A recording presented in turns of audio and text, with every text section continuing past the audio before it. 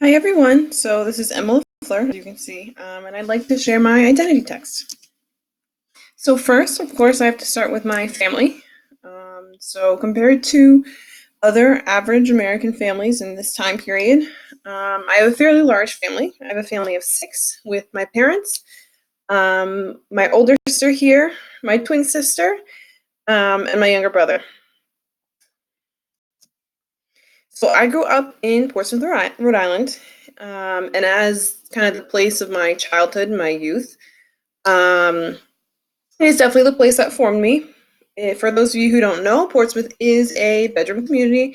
It is mostly white and middle class, with a very strong Navy presence. And I'll talk about the Navy a little bit later too. Um, and one thing about Portsmouth is that it kind of is sheltered. My band teacher in high school always said that we had an island mentality. You can see kind of Portsmouth on an island right here. It's in the dark red. Um, people who live on that island have that very classic Rhode Island mindset that a 45-minute drive is too far. My family and I never had that mindset. But definitely on the island, if it's off the island, it's too far. Of course, for me, there's no target. There was no target on that island, so I ventured off the island fairly often. Of course, can't live without that target. Um, but that definitely did form part of me. And so I'll talk about going to college later, but that kind of opened up doors for me when I left. So for my ancestry, I don't really have anyone that I can interview about coming to the United States because that ancestry is too far in the past. But I did do my ancestry DNA from Ancestry.com, and so this is a snapshot of that. And so from my mother's side, I already knew, and this matches up with the numbers, that I am part English, Scottish, Welsh, Irish, German, and Dutch. And if you know anything about history, immigration history, these are the older waves of immigration into the country in the 1600s up to the early 1900s. And from my father's side, this is kind of the newer immigration. Um, I am French Canadian, 50% French Canadian, which of course explains my last name, Lafleur. But even that immigration from Canada was at least 3, maybe 4 generations ago. So my mother and her side of my family, so both of my maternal grandparents were born in Ohio. So this whole part of my family is from the Midwest. And so, of course, if I was from the Midwest, I would be a very different person, as the Midwest has kind of its own subculture that, than New England does. And my maternal grandfather's ancestry can actually be traced back to the Mayflower. So my family has been in the United States for hundreds of years. And although both my grandparents were from Ohio, they're from different parts of Ohio, but both of them joined the Navy, and that is where they met. And so my mother, was born in Maryland, down here. Um, as a Navy brat, she moved around a lot, and she actually lived in Guantanamo Bay, Cuba, in addition to Maryland, until my grandfather was stationed in Newport, Rhode Island, and that's where he retired.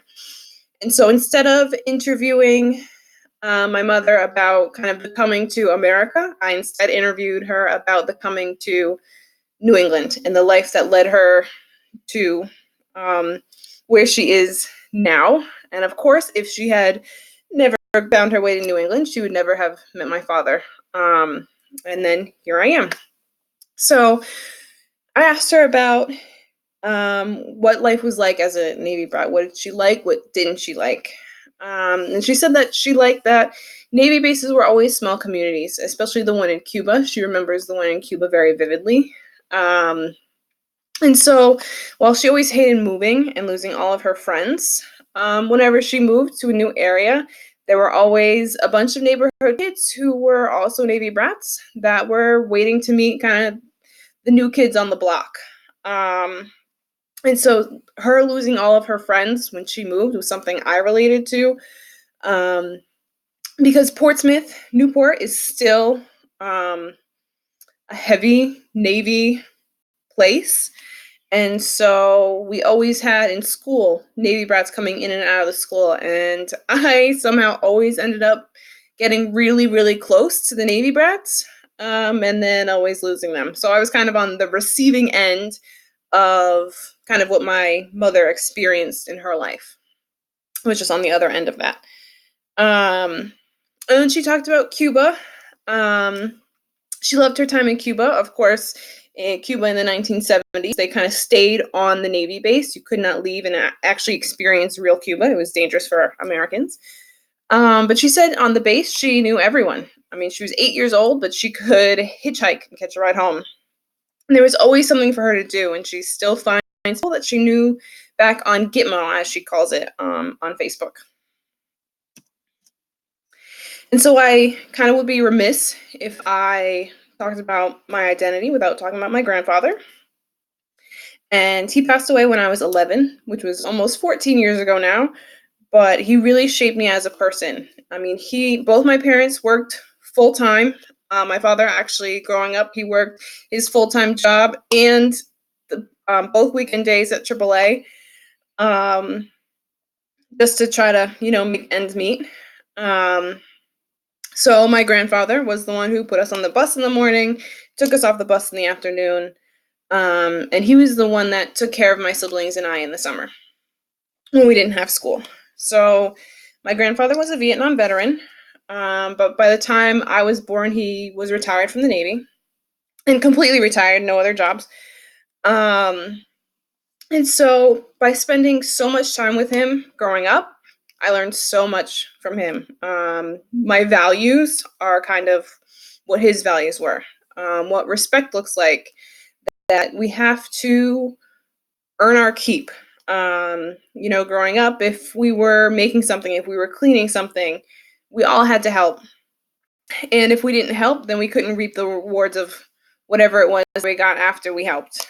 Um, we always played card games. He loved card games, probably from being in the war. It's what he did to pass the time. But really, what to value in life. And what I remembered, what my mother also remembered, was he would always say things like, "It'll put hair in your chest," or "It'll make your hair curl," which is always something he would say were when we were doing something new, or when we were trying like a new food and we didn't want to try it because we were little kids and we were wary of different foods. Of course, as a little girl, you hear "it'll put hair in your chest" and you're thinking, but I don't want hair on my chest. But what I know now is that what he was really saying was, be brave or be strong and good things will come out of it. So switch over to my father. My father grew up in Fall River, Massachusetts. Many French Canadians stayed kind of in the Massachusetts area. So that's very common. And so he was a part of a working class family of 6 who struggled to make ends meet. And I point this out because, as I said before, my family, I grew up kind of more middle class, but both my parents had very different childhoods than I did. They made my childhood, for my siblings and I, settled, with a strong place and foundation, and they worked so that they could kind of make it to the middle class. And since I talked about my maternal grandfather, I will also talk about my paternal grandfather. Not from experience. The grandfather that I knew was a different man from the father that my father knew growing up. But I guess his father, my Pepe, you can see I use the French term. That kind of stuck, for that part of the family. He was an alcoholic in my father's younger years. And that resulted in apparently a nasty divorce between my mama and my Pepe. And that resulted in 2 of my father's sisters never talking to their father again. But that really showed me that stubbornness. And if you know French Canadians, you know that they are very stubborn and very set in their ways. Um, Only leads to more pain. That family is kind of the most valuable thing that we have, that people can change. Because, like I said, my Pepe was not the man that I only knew him as a loving grandfather. Um, and forgiveness can mean everything, because, my father forgave his father, and that meant that I had a grandfather while some of my cousins did not. So, transition from kind of my growing up, my youth years, um, on to college. So, I attended Rhode Island College. I left that island, not that it's that far away. Um, and I really expanded my horizons. I met so many people and made so many friends from many different backgrounds, from all over the country. Um, and while I was at Rick, I studied abroad and I went to Wales. If you remember from earlier, I am part Welsh, and so I wanted to find my roots. I am so far removed from any of those countries of origin that I have no idea what they're really like, and so I wanted to find out. And so while I was in Wales, I went to England, Ireland, Scotland, the Netherlands, and France to try to see kind of what those countries are like, where my ancestors came from. And I learned so much. It was such an eye-opening experience. And these pictures here are kind of my Swansea family, because I stayed in Swansea, Wales. That's what we called each other, our Swansea family. Um, and that's really who I became, the person who I am now, because it was this time when I let go of all of my connections. I went to this place where nobody knew who I was. And so, of course, that's where I found out who I was. And so the connections that I made there were the connections that, the strongest connections that I really have made. These pictures are actually taken back in the United States. We kind of reunited, reconnected with each other. Um, and so after I graduated from college, and this opportunity arose, where I became a Warrior Fellow, or a building substitute at Central Falls High School. Um, if you know anything about Portsmouth and you know anything about Central Falls, you know that they're very different places. I actually had a high school teacher that told me, um, kind of with the regular viewpoint that many people have about Central Falls. He said, I won't fit in there. Nothing could have been further from the truth. And actually, that summer, I interviewed for a position, a full-time teaching position, at the place where I student taught. And I did not get that position, but a part of me was relieved, because when I found out about even just this building substitute job at Central Falls, something felt right about it. And I knew that I had to go for it, and I knew I had to see. I had no experience, no real experience in an urban school. I had no former experience with ESL at all, but it was really something that I wanted to find out more about. And I'm so happy that I did, because I found out that I have this passion for ESL. Um, the days that I cover for the ESL classes are the happiest days that I have. Um, I love, love, love those students, and I really think that they have the biggest potential in these schools, and so I want to stay with them. And that's why last year I applied for graduate school for TESOL at URI, and of course, here I am. And so the book that I chose to talk about is To Kill a Mockingbird. Like maybe many of you, I read it in high school as a part of the ELA curriculum. And so some of the quotes that I chose kind of are things that, help me bridge the divides between me and my students. I am very different from my students. I do not have the background experiences that they have.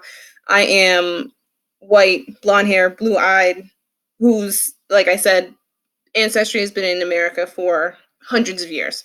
But these quotes kind of are the guidelines of, well, looking back at it now, how I make these connections, these such strong connections with my students. And so this first one, big one in the middle, is, you never really understand a person until you consider things from his point of view, until you climb around in his skin and walk around in it. And so I strive to do that every day.